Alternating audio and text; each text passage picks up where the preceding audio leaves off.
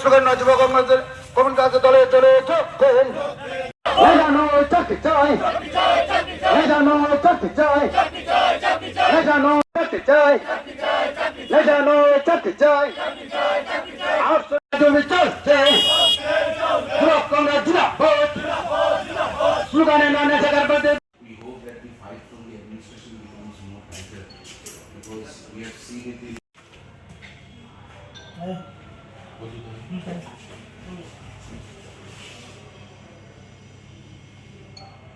District youth Congress কমিটির আজকে আমাদের জেলাশাসক আছে এখানে 5 দফা দাবির ভিত্তিতে আমরা ওনার কাছে ডেপুটেশন দিয়েছি। মূলত ডেপুটেশনের আমাদের যে পয়েন্টগুলো হলো সুষ্ঠু নিয়োগ নীতির মাধ্যমে রাজ্য সরকারের বিভিন্ন দপ্তরগুলি শূন্যপদগুলি অবিলম্বে পূরণ করতে হবে। আউটসোর্সিং কিংবা ফিক্স নয়, রেগুলার স্কেলে চাকরি প্রদান করাই আমাদের মূল লক্ষ্য, সরকারের মূল লক্ষ্য হতে হবে। এটা আমরা ওনাকে বলেছি, উনি আশ্বস্ত করেছেন যে কি দেখছে উনি উপর লেভেলে সরকারি আধিকারিক হোক আর যেই হোক ওনার সঙ্গে কথা বলে উনি বলছে যে কী করা যায়, আপনাদের যে দাবিগুলি আমরা সঠিক ইয়েতে করতে পারি কিনা। কলকারখানার শিল্প স্থাপন এবং কর্মসংস্থানের ব্যবস্থা করতে হবে এবং শুধু স্লোগান নয়, নেশা কারবারিদের বিরুদ্ধে যুদ্ধ ঘোষণা ডাক দিয়েছে রাজ্য সরকার, রাজ্য সরকার।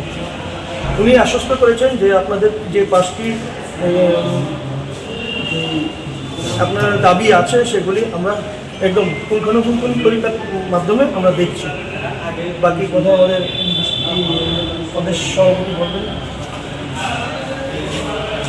দেখুন, আপনারা সকলেই জানেন যে পুরো ত্রিপুরায় আজকে নেশাতে জর্জরিত এবং এটা কোনো নতুন কথা না।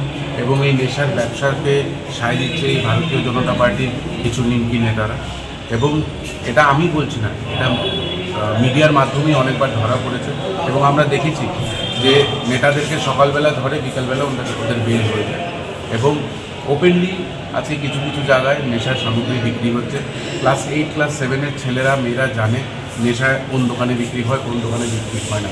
তো আজকে ত্রিপুরার জন্য একটি কালো দিন এবং আমি বারবার একটাই কথা বলতে চাই এবং আমরা ডিএম ম্যাডামের কাছেও এটাই বলতে চেয়েছি যে ত্রিপুরার যে ভবিষ্যৎ, ত্রিপুরার যে মেরুদণ্ড, ত্রিপুরার যে যুবক, তাদেরকে যাতে ওনারা বাঁচায়, কারণ তারাই যদি না বাঁচে এই রাজ্যের মেরুদণ্ডই ভেঙে যাবে।